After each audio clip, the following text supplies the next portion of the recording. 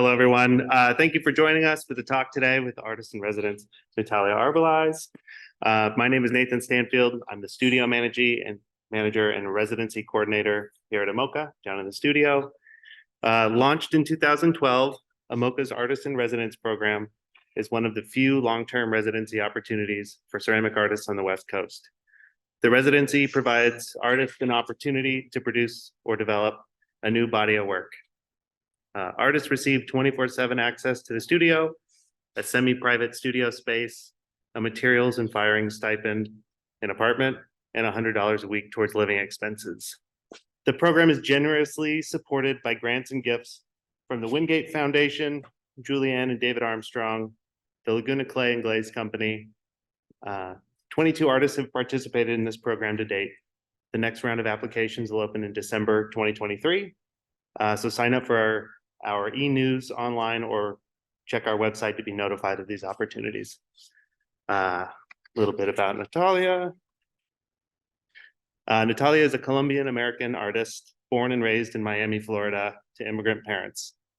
She received her BFA from Florida International University and her MFA from the Ohio State University. She has participated in a number of residencies across the country, including Watershed Center for Ceramic Arts in Maine, the ceramics program at Harvard University in Massachusetts, and the Museum of Art and Design in New York. Her work has been exhibited internationally in museums and galleries and is in numerous permanent collections, including AMOCA's. In addition to her studio work, Natalia is also a co-organizer of the Color Network, whose mission is to aid in the advancement of people of color in the ceramic arts. Almost done. Natalia was an artist in resident here for 4 months in 2021, unfortunately during COVID shutdown, and was unable to stay for a full year.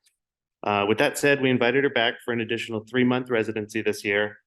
After the talk today, we invite you to join us in the studio to see some of her finished and in-progress work made over the past 2 months before it heads to Mindy Solomon Gallery in Miami for her solo show opening next month.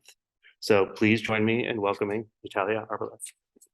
Hello, everyone. Thank you so much for coming. This is pretty amazing. And I just want to thank AMOCA, the Armstrong family, Laguna Clay, and the Wingate Foundation. This wouldn't be possible without them.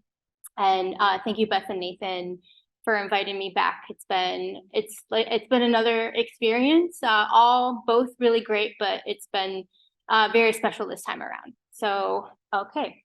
So I'm going to start at a kind of a personal narrative. I start from the beginning in my talks because everything in my life and everything before me has been important to my practice, and it has informed my practice. So I consider everything that I've gone through my family to schooling to where I'm at now. So my mother came over from Medellin, Colombia when she was 16 and pregnant with me. She came over by herself as a young person, and I've been making ceramic work about my family's immigration stories. It's a way to have conversations with my family and gather these stories. As you get these stories, especially about immigration, you're given little bits at a time. You're never given like the full picture because there's a lot of shame and stigma around immigration. This is my father's immigration story. He came as well from Medellin, Colombia, but he did not get a visa to come through. So his journey was a lot longer. And he went from Colombia to Panama. A plane to the Bahamas, was stranded in the Bahamas for a few weeks, was able to get a boat, but eventually was stranded at sea for weeks. And then eventually ended up at a dock on Cat's Cay that's off of the Keys in Florida, and was left for dead. The person who brought the boat said he left, and he said, I'll come back from my boat, and if you're still here, I'll take you the rest of the way to America. But he was pretty much left for dead. So this series was really about to bring attention to immigrants and specific immigrants that are given value over other ones. And just a great way to connect with my family and start documenting those stories. So some people would consider me anchor baby. I was born here, but not conceived here. My mother came over with me. So my mother and I actually moved back to Medellin, Colombia when I was 2 months old. Medellin is a gorgeous city that sits in the valley, really known for a lot of the drug cartels and the violence. But the things that I think about that we have is the gold. We have the largest flower population, butterfly population, bird population. It's a really rich country. And for the first 4 years of my life, I grew up on the outskirts of Medellin. So it's like the valley, and then on the outside, I grew up in farms with my mom and then eventually my grandmother. And my mother returned to the States and eventually brought me over. So often through my work, you will see the mountains referenced in these triangle forms, really referenced through a lot of indigenous fiber work when you ever see triangles, or in my own work when you see these triangles, or even just the ceramic having a life of being the land or being the Andes. And for me, it has taken on that personification.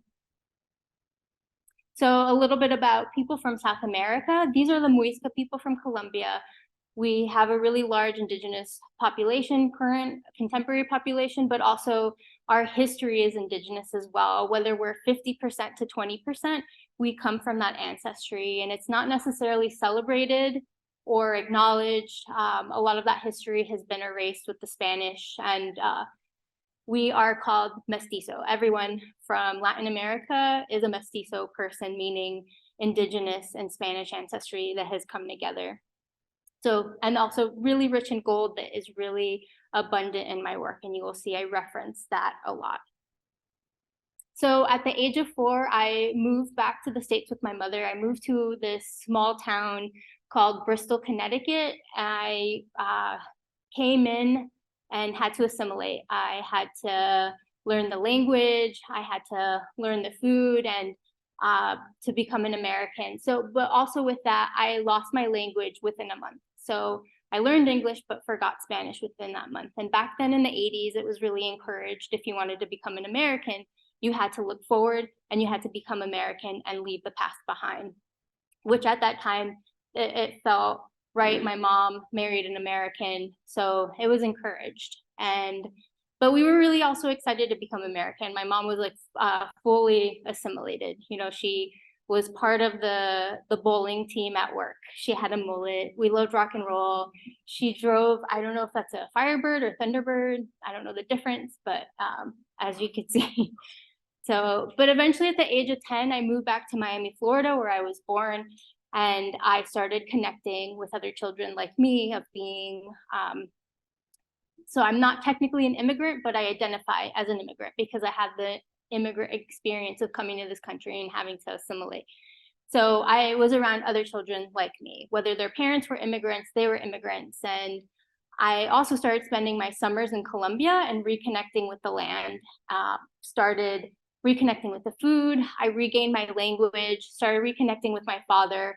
And I could say this is a really pivotal point in my life because I was such a young person that actively had to like claim my ancestry and, you know, go after it, that my life and my work kind of became that mission of like actively reclaiming, actively learning, researching all of these things that I missed out on or that I was separated from.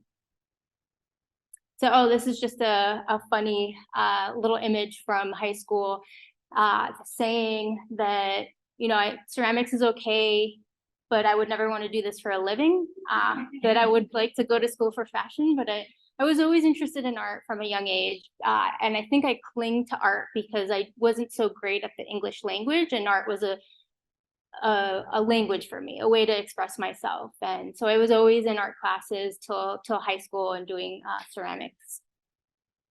I eventually went to Florida International University for undergrad. I was in the sculpture department, but was still interested in clay. And I would say at that time, I was making figurative work. I was interested in storytelling. I wouldn't have been able to tell you that at the time, that that's what I was doing. I had this significant life event where in undergrad, I started a family and I had a baby. So being removed from that work, I could tell you I was making work about becoming a mother, about multiplying, and about starting a family. So I did a lot of paper casting in different ways, different mediums. But I was interested in storytelling, but I couldn't tell you that at the time. My program wasn't as inviting. I was often told things like maternity art is cheesy. I remember my thesis professor approaching the women in the class and saying that you have to make a choice if you want to be an artist or a mother, that those two things couldn't exist at the same time. So I think that really stunted my storytelling part of my process. But the other part that I was interested in and was talking about at the time was comic books and cartoons, Zap Comics, Mad Comics, and pop references. Was really into movies. I grew up on television, and I grew up on Saturday morning cartoons, after school cartoons. I was a latchkey kid. My mom was a single mother who constantly worked. So the television raised me, and it is referenced throughout my work then and still currently. So eventually I got a full ride to Ohio State University, which is in Columbus, Ohio. And I was picked up by the ceramic department. I wasn't sure where I fit in because I was using so many different materials. But I returned to a comfortable place of modeling multiples and starting testing clays, because I wasn't exposed to like the material science or the process of clay as I was in undergrad was not that. So I just remember this was my table in grad school and we weren't allowed doors, and I just hid behind a box on the side of my table because they wouldn't let me close in. And I was just terrified of anyone seeing my process because I just felt like everything I was doing was wrong. I also continued in the multiples and casting. I did a lot of glass and paper, rubber molds. But I could say sometime in grad school is when I started to look outside of myself, incorporating higher powers and communications and thinking about the work as a conduit. And also starting incorporating, but I couldn't tell you at the time. Sometimes I need to be, especially back then, far removed from the work to be able to tell you what it was about. So I was definitely looking at Catholic imagery, shrines. I consider myself culturally Catholic, and the aesthetics of it. The shrines from back home from Miami, the Santeria shrines that you'd have cousins and their grandmothers in the corner, where it's the centricity of the slave and indigenous religions with being covered over with the Catholic religion. So, and then the shrines of my home. My mother was a follower of Sai Baba, so like all the little things she was collecting. So I was looking at that, like how are people collecting and connecting to a higher power. So I started making my own studio shrines and collecting things around my studio and my house. And this is where I started kind of thinking about making clay work, but not necessarily having clay as the end process. So I created this website called Interface Shrine, and I was acting as a medium and someone you had to go through to access a space, a shrine. And below me, there was a prompt where you could send me a thought, a prayer, a good intention. And in turn, I would take those and create tangible objects for people to access and a space for people to access all of these things, but the space didn't really exist and the clay wasn't the end product. So I was thinking about that sometime in grad school. I was also a big advocate for technique. I love technique and process, and not that I was necessarily using all of those things, but I wanted to learn everything while in school so I could put it in my little toolbox and, you know, have it after. So I was learning everything: robotics, ram pressing, slip casting, glass casting. I was in every department. I was taking like 18 credits a semester just to get my fill. So doing a lot of slip casting at this time, from my body, from my friend's body, full on large scale, and slip casting. I was actually a porcelain slip caster for some time in grad school. And I think this is where I started finally addressing heritage in my work, as moving from Miami to Columbus, Ohio was a complete culture shock for me. It was an incredibly segregated city. It was just so different. And I think it becomes harder as you get older to adjust to places. As when you're younger, it's a little bit easier. So I started actually using the mold in the work itself, in the cavity of the mold. And I was working with ideas of how the mother object makes an imprint, but the mother object no longer exists, but you have that presence and of that mother object. And I was referencing, heritage and culture, feeling isolated in Columbus, Ohio, especially being the only person of color in my department, referencing that. So it was good to kind of get out of my comfort zone and leave Miami, Florida, because it has you asking these questions and thinking these thoughts of these things that necessarily when you're comfortable, you'll question. So also I was slip casting these like 3-foot sculptures, slip casting porcelain. And if you know about porcelain, it's kind of really rigid, especially when it's slip cast, it doesn't really want to move. So I was fighting against the clay a lot, but I was talking about lineages and how lineages move and things are gained and lost as we add more people, as it moves around. But I was being really precious with this work, with the porcelain, and it would take me about a few weeks to a month to make an individual piece. So with this work, I had to shift the complete other way. I didn't want to be precious anymore. I wanted to make smaller pieces that had color that I could be more experimental with, that weren't precious anymore. So I shifted the complete other way and was just thinking about having fun in my studio and playing. And that's a really important part in my current studio.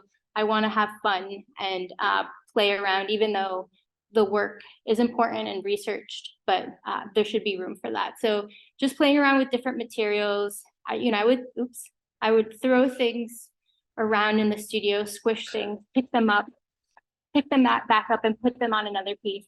So, and also having collaborations with the kiln too. I would slip cast so thin that when I would fire, things would slump and move. I wanted to just experiment and move the other direction of what I was doing. And I'm really grateful for kind of going to the other scale with my work, because I could come to the middle ground where I'm still having fun and being playful, but controlled. So this was my thesis work at Ohio State, Insignificant Grandeur. And I started hand building more and started playing with the clays, and was able to play with a clay body that wasn't as pretty as porcelain, but I could create a recipe of engobe that went on top of it to hide that clay body. This is also the time I'm starting to look at pre-Columbian ceramics. I was modeling a lot of figures before, but then I wanted to kind of scale that back, and I started looking at these ceramics from home. I also was seeing the parallels between cartoons and pre-Columbian ceramics, the humor, the simplicity, and I was really interested in the simplicity of just slashes for eyes, just enough information to read as a human or a form, that it was more about the essence of that form, that it wasn't about trying to reference anything specific. This is a Quimbaya piece from Colombia. And still really influenced by shrines and hierarchy of how people choose to display or and then the last year I was in Ohio, I had graduated, but I moved very slowly, especially being a mother. I have to kind of, take 2 years to make or a year to make. And then the following year I can use to apply to grants, apply with applications, but it's really hard to do both at the same time. I also didn't have access to kilns. So I was building in clay, but I was casting in fabric around these forms. And it's really important as you're moving through residencies or spaces that you could be adaptable. And I'm also, while I love clay and the history, and I'm referencing it in my work, I'm not stuck to it. I am able to use different materials throughout my work.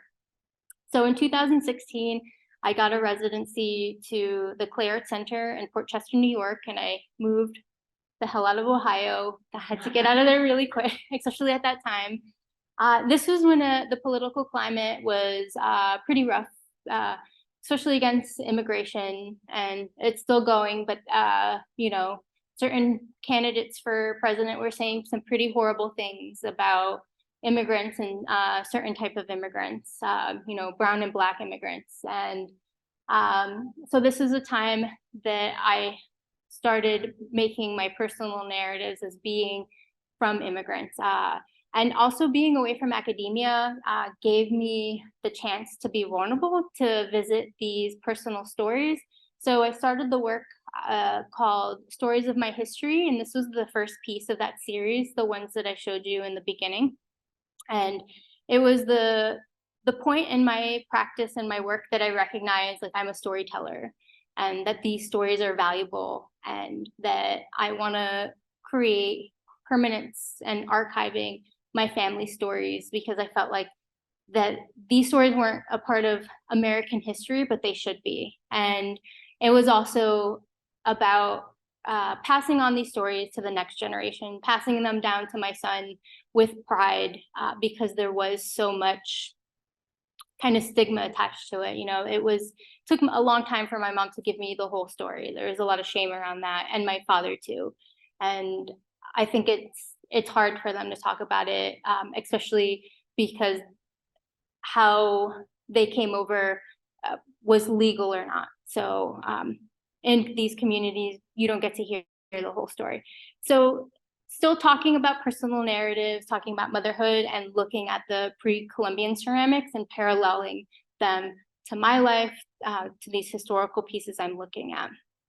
And then another big part of being away from home is I miss out on significant life events, like funerals, births, celebrations, weddings. And this is where I started kind of using my work to fill that gap of creating ritual for myself. So these are aunts and uncles that have passed that I didn't get to partake in funerary rituals. And it was like my own way to honor them. And this is the point I'm also directly referencing historical ceramics from Colombia. This is a Muisca golden death mask, and they're these beautiful masks that are hammered out, and you could see kind of where some of my facial features come from, where their grimaces and simple eyes. Also at this time, I started referencing more historical stories from home, like the story of El Dorado. Being here in the States, I don't get to hear or research a lot of the history from back home. So using my work to research those things that I'm interested in, things that I'm missing. So the story of El Dorado, parts of it are true, parts of it are myth. One of the parts of the story is the Muisca chiefs go to the lake of Guatavita, and they're covered in golden dust and golden objects, and they take it to the lake and they throw it as an offering to the sun. There's also the story of the Spanish coming looking for the gold, and that the indigenous people use that as a myth to keep them moving. So there's different iterations of that. And then there's also, you know, other like sub stories of how the Spanish came over and drained a bunch of our lakes to look for gold, and they actually spent more than what they found. So, and also referencing the gold and the value of gold over the land or terracotta, and pairing those together, they make a really nice contrast. So here's Zipa in his raft, and the Muisca people actually have this beautiful raft at the Museo de Oro in Bogota of Zipa with all of his objects. So I'm referencing these historical objects. On the right is a papora. It's where people would store lime to put their coca leaves to extend it so that they could chew on it. On the left are my interpretations of looking at gold objects and looking at ceramic objects and kind of bringing them together and taking different characteristics of what I'm interested in. So with that, and then recognizing that what I'm doing is research and what I'm doing is important, even though I'm not a professional, I started being more intentional of the spaces I was moving through. So I did a year at the ceramic program at Harvard University. And with that residency, I had access to their libraries and their collections, like the Peabody collection. And this is the time where I'm recognizing that me being from South America, me being from the Andes is important to, as a researcher, as an artist. And I'm starting to kind of take that authority of being a person that can research this and that this information can be shared from me. And just because I'm not a professional doesn't mean it's not important. So I actually studied mostly Peruvian moche vessels. They had an abundance of Peruvian vessels from the Andes. And this is a war captor it's a warrior biting a war captor.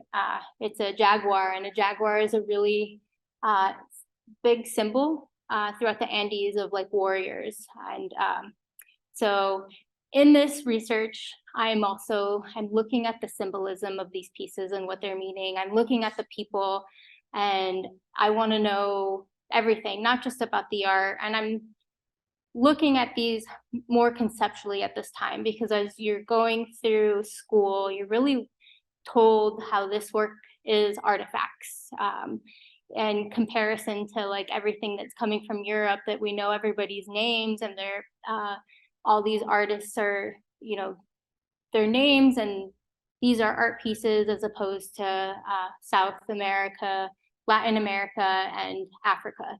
They're all considered artifacts. So I'm looking at it this way, and looking at the symbolism. So, and in that research, I found that the stirrup is referencing two rivers coming together to create one stream, and that's where many of the rituals took place, sacrifices took place, and the symbolism of that. So in that research too, I'm learning about the Mochito people and how languages were lost not that long ago. And this series that I continue to do, I titled Mayuchimpe, and then each one is named after another Quechua language, which is just indigenous language spoken through South America. And I feel that there's parallels between the Mochito language and the Quechua language. So just a way to honor those people and those pieces, to still write the language and look up the language myself. So also at this time at the residency, I started incorporating Maiolica glaze. I started thinking about my own work and the symbolism I could use in my work, and how Maiolica was a great symbol for that. So Maiolica is this historical glaze that the Spanish brought over to the Americas in 16th century. It's a glaze that's used to hide terracotta, because terracotta is seen as a lesser material. It's meant to mimic porcelain. So for me, that became a perfect metaphor for colonization, for whitewashing, and for also the mixed identities of indigenous and Spanish. So I started making this series called Mestizo, and I started pairing figures together, leaving little figures bare clay to reference the land, and also to reference an indigenous ancestry, and then also bringing in white figures to reference the Spanish coming in and the struggle. So I'm talking about these material hierarchies, but also using those symbols for ancestry hierarchies that are still present to this day. So, but actually this glaze came from the Middle East. It was Iznik ware, tinware, moved through Africa and through Morocco to Spain, and eventually Italy, where it's really famous for. And Spain and Italy kind of fight of like who invented it, but it really comes from the Middle East. But yeah, then eventually was brought to the Americas. So in pairing these, I often pair the Spanish on top as a referencing how we look at ancestry in Latin America. And from my own experience of family, knowing how we're connected to the Spanish or to the Portuguese, and really favoring those European ancestries and physical attributions, and kind of the self-hate of like the other ones. You know, I grew up a lot of being called, and they would do it to each other, you know, redskin or arrow thrower. So it's this colorism within the community. And I wanted to talk about that in this piece, as well as the history of like the Spanish coming over and conquesting everything. So in this series, Mestizo series, I often call it Mestizo, and then we'll name them after my last names, whether it's Arbelaez or Lopez, or because our last names come from the conquistadors. So I'm talking about these histories and how it's looked upon. But then also I'm talking about the histories of these materials and ceramics, and how terracotta has been seen as a lesser material and continues to be seen as a lesser material in various languages. It's pretty much translated to dirt. I mean, it is earth, and still seen as a lesser material. So I want to highlight the beauty of all these materials, especially the gold too, and talk about, sometimes I put the gold on top to talk about the greed that happened looking for that gold. So as well, in 2019, I had my exit show for the ceramic program at Harvard, and I had a show that was titled Passages of Absence, and it was all about things that I missed out on, whether it was directly personal with family situations, historical things, or cultural treasures, things that I missed out from being an American. So I started performing some of these stories, some of these rituals from back home, like El Dorado. And I felt that if I can insert myself in these stories, I can absorb as much as I can. So it's almost a bit of a spiritual act as well as getting to perform these. So this is the lake that I live on, and I perform it the best that I can, but also with knowing that I'm a contemporary person that's influenced by contemporary times. So bringing all those together, and I'll show you the video that I did from.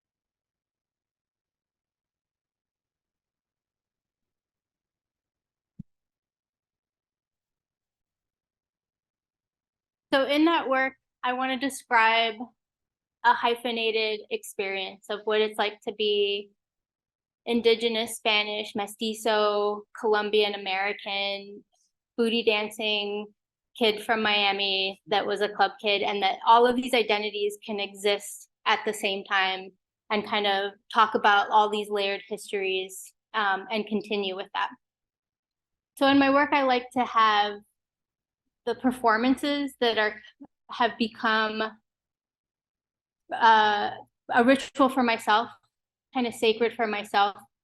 The ceramic object that I think about that is archiving and documenting my stories, my family stories, that I hope that will live far past me, and the videos that are sort of communication with what I think will be the past and the present, and like talking about that. So in this piece is called on the right, Ceremonies for Gonzalez, and then on the left, it's for my grandmother. And again, being away from home, missing out on significant life events. So being able to mourn and have ritual for myself with researching burial practices from back home, but also referencing contemporary objects. And so the way I look at things too, I'm researching layered identities. And on the right is the clothing that I chose is kind of referencing this peasant wear that's a mixture of the Spanish and indigenous clothing that comes from Colombia. And on the left is my grandmother in the 80s, and her like how this clothing keeps coming back through history but being changed, whether it's like sexy in the 80s, and how these articles and these stories keep coming out through history, and we keep using them. So as well as my exit show of like documenting these, historical things, I'm also talking about cultural treasures that I missed out on, like Gabriel Garcia Marquez's books and Deborah Rango's painting. So I also did scenes from Gabriel's books, like 100 Years of Solitude, and then recognizing that that's what I actually want to do in my own practice, that I want to make historical stories referencing history, but in a surreal way. And all the characters are named after his family members or characteristics of certain family members, but with these surreal things happening with ghosts and giants. And he's still commenting on, significant historical events, like how the banana industry like massacred many people throughout South America. So it's a way to, you could still like have beauty and have fun and silliness, but still reference these kind of horrible historical moments. And as well, Deborah Rango's paintings, who was painting in the 1920s and was, vocal against the Catholic Church, was painting sex workers, and was just a really powerhouse at the time. So in doing all of this research, I'm collecting these things that I wish I could have been taught, but also things that are just culturally enriching myself. So, and then after that, I did a 6-month residency at Mad Museum. And with that residency, I proposed to go through their collection, and Angelique Viscarata-Laboy, who was a curator there, helped me create lists of women of color in their collection in ceramics. And with that proposal, I made work based off of the women in the collection. There was only, at that time in 2019, there was only 11 women of color in the ceramics collection. And that was like 11 women to just 11 Volcuses itself. So it was a way to celebrate the women, but also kind of talk about how at that time, collections really didn't have a whole lot of women of color. And also I'm giving myself the history that I missed out in academia, the women that I wasn't being taught about in class. So I was giving myself that history that I wanted, that I needed. So out of the 11 women, I chose 5. Lucy Lewis, this is her piece in the Mad Museum permanent collection. And I recreated her on top of a turkey. And I wanted to research like not just her work, but her personality, her life, and some of the things that I learned was like she was very shy. She didn't speak English. She was a Pueblo potter, and she was one of the first potters from her community to step out on her own and apply to shows and take creative license in the work, that she wasn't just recreating community work. She was putting in her own ideas. Catherine Choi, who is actually really special to me, she actually started the Clay Art Center back in 1959, but she died a year later. And she was only 29 years old, so she didn't have a family or a legacy to leave her work onto. So not many people know about her. So as somebody who created space for myself, I wanted to help extend that legacy. So not a whole lot of information about her personally, but I did, being at Clay Art Center, I got to handle a lot of her pots, draw a lot of her forms, and study the forms that she was making.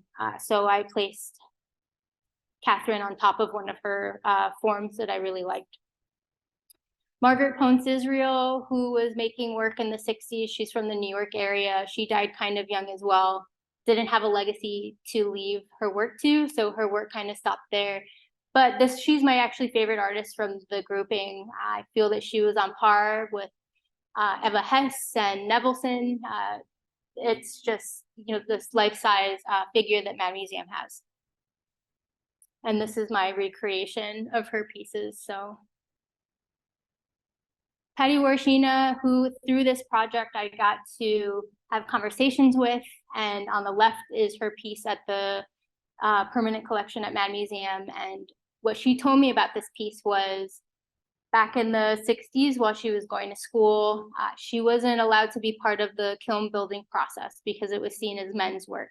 So she started building her own little kilns in clay on her own and was like, if I'm not going to be allowed a part of this process, I'm going to do it myself. So it's just another visual of how artists use their work to kind of fill those gaps or do those things that they can't or that they're missing through their work. And then eventually those kilns turned to the left on the bottom, the muscle car, turned into these muscle cars that were these kilns because she was referencing the macho culture at that time in ceramics. And then on the top left is one of Patty's signature pieces with, you know, a little figure with pigtails. And then on the right is my piece that I made about Patty and, you know, placing her on a car and talking about what a trailblazer she is in the field.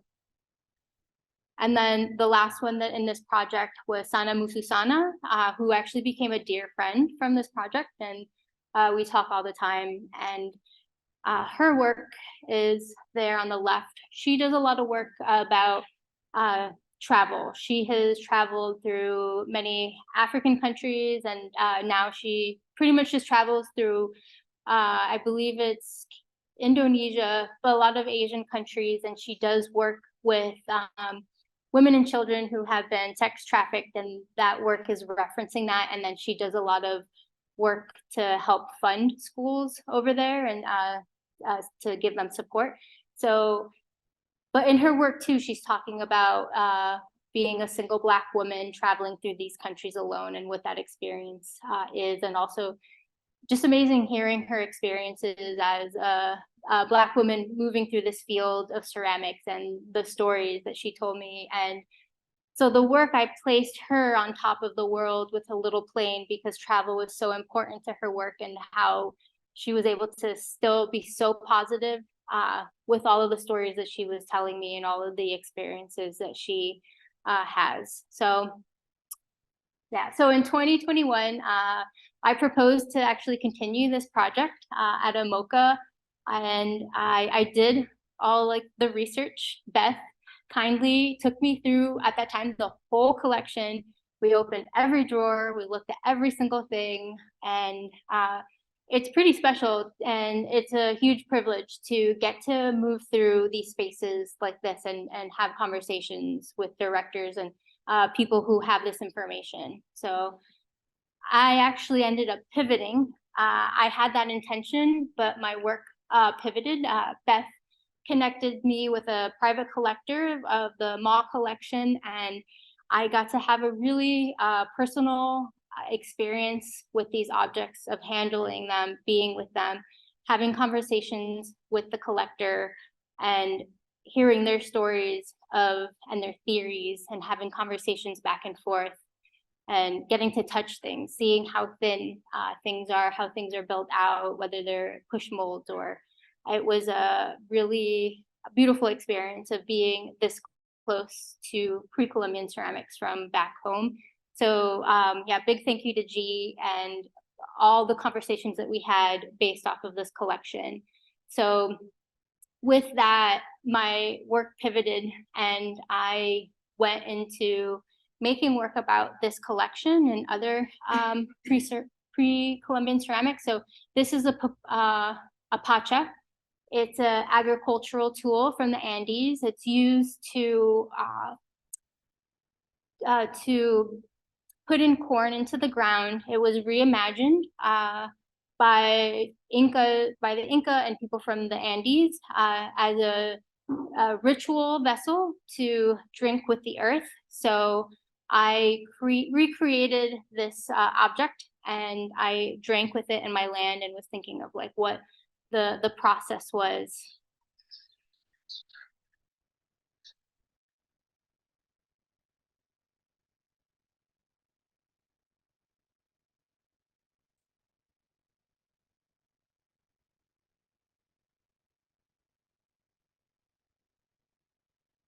So I chose Coors Light because it's one of the cheapest beers that we have in America that still uses corn byproduct. There's not that many, so I wanted to try to be as close to chicha that I could, which is American drink.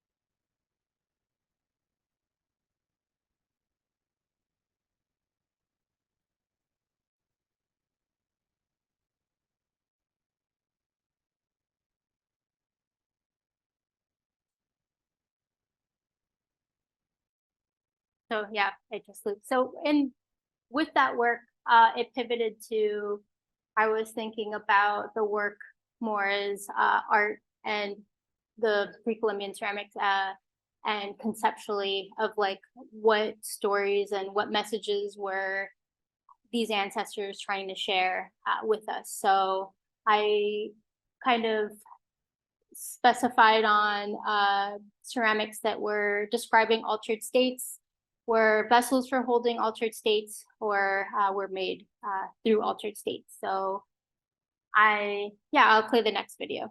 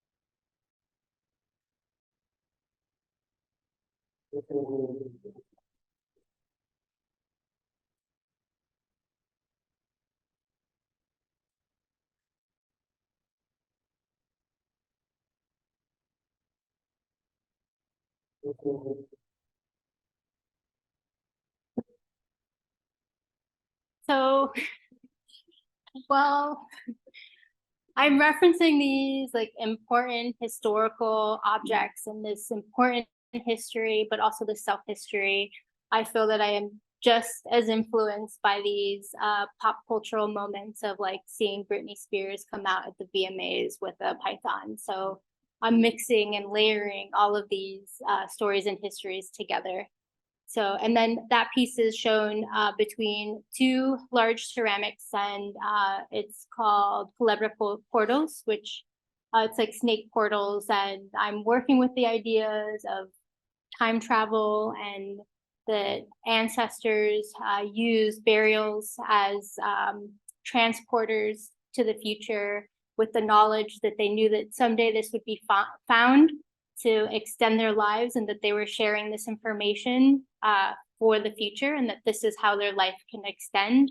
So I'm working with these ideas of time travel and communicating and using ceramics as a conduit to have conversations. So yeah, that's kind of the latest body of work. I'm also thinking about, while I'm interested in the history of ceramics and I'm looking at the objects of ceramics, that sometimes I don't need to be using ceramics as the end product, that I could still be making videos that is referencing ceramics and it's still under the field or under the of being ceramic. So yeah, the last thing I just want to say to everyone, to advocate for becoming researchers and to like acknowledge that research could be anything, of like whether it's watching cartoons with your kids, looking at Wikipedia, watching movies, or visiting museums, or reading things on your own, that research is important and that it's valuable the way that we individually see